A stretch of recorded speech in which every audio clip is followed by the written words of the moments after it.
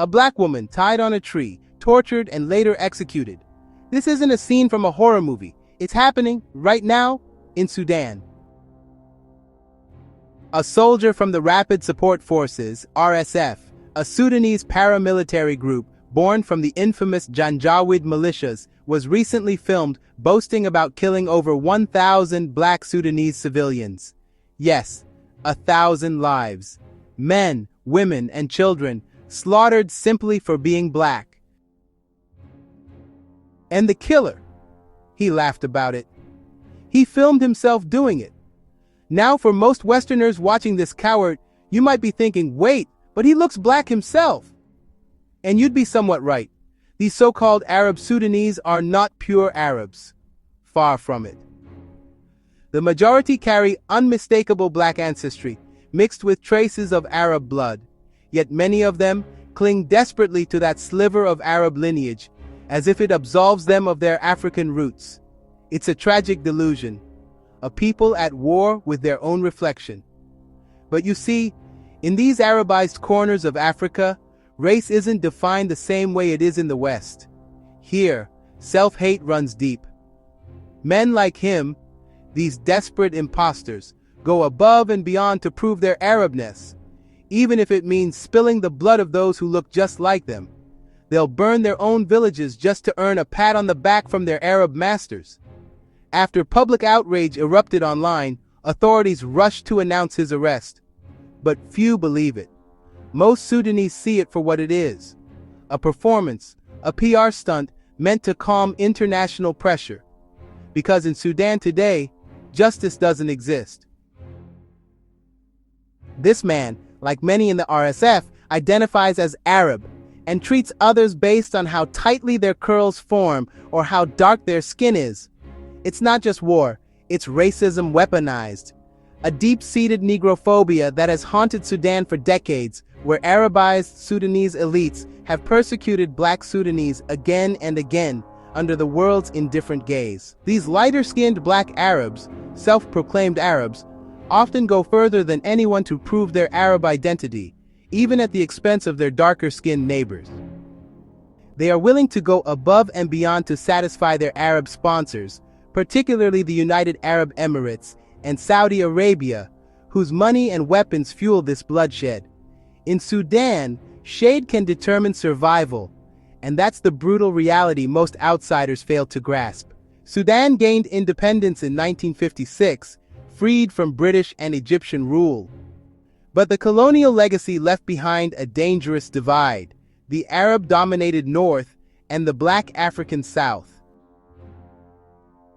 From the very beginning, the black population cried out against systemic neglect. No infrastructure, no investment, no representation. In response, Khartoum armed Arab militias to crush dissent.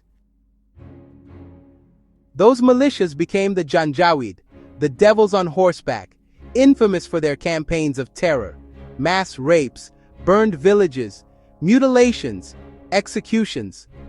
By the mid-2000s, the genocide in Darfur had claimed an estimated 400,000 lives. From Janjaweed to RSF, institutionalized terror.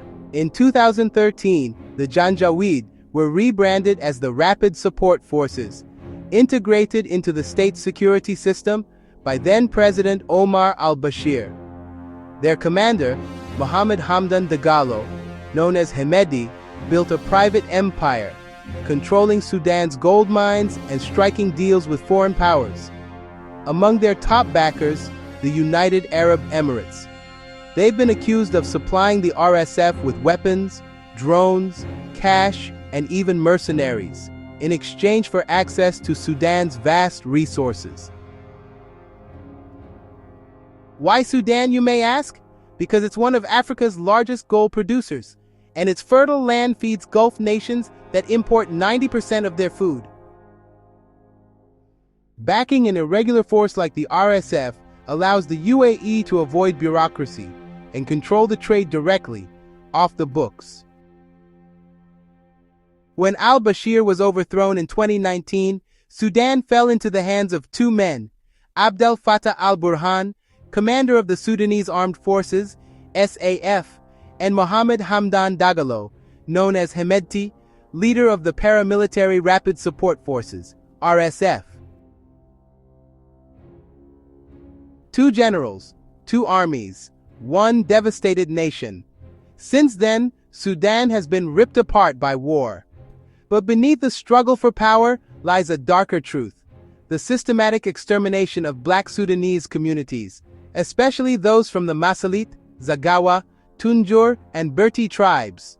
Recently, the RSF captured the strategic city of al-fasser after an 18-month siege. What followed was pure horror. Satellite images, confirmed by Harvard analysts, show blood visible from space. Entire neighborhoods have been wiped out. Men executed in lines, women assaulted, children shot. A mother was filmed moments before being killed with her tree-terrified children. A genocide hidden in plain sight. Make no mistake, this is ethnic cleansing. The perpetrators are Arab Sudanese militias, many openly Negrophobic, targeting their own black compatriots. And while the world scrolls past, Sudan bleeds in silence. The useless African Union says nothing.